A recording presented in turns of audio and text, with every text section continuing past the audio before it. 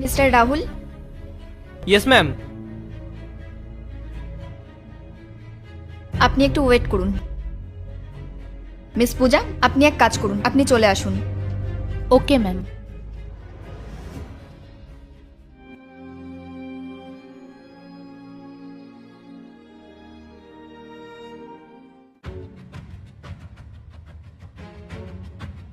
Ma'am এবার আমি যাব তো?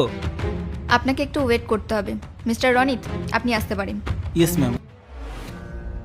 কিন্তু ম্যাম সবার প্রথমে তো আমি এখানে এসেছিলাম, আর রুলস অনুযায়ী তো আমার আগে ইন্টারভিউ নেওয়া উচিত।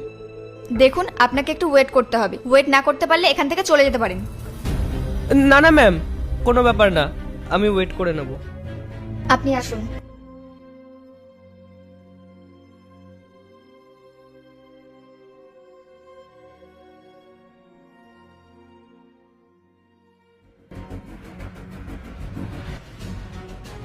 ম্যাম ম্যাম ম্যাম, এখন তো সবার ইন্টারভিউ হয়ে গেছে, এবার কি আমি যেতে পারি? তুমি এখনো এখানে কি করছো? সবার তো ইন্টারভিউ হয়ে গেছে। কিন্তু ম্যাম বস তো এখনো আমার ইন্টারভিউ নেননি। আমার নাম্বার কি আসেনি? দেখো, তোমার ইন্টারভিউ আজকে হবে না, টাইম ওভার হয়ে গেছে। প্লিজ তুমি কালকে এসো।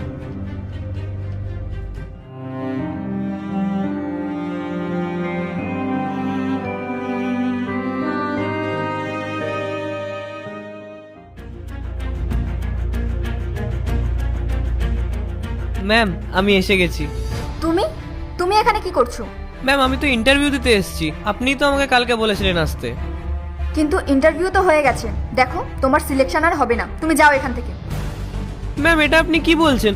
কালকে যখন সবার ইন্টারভিউ হচ্ছিল আপনি আমাকে মানা করে দিলেন, বললেন কালকে এসো, তাই আমি আজকে এসেছি আপনার কাছে ইন্টারভিউ দিতে।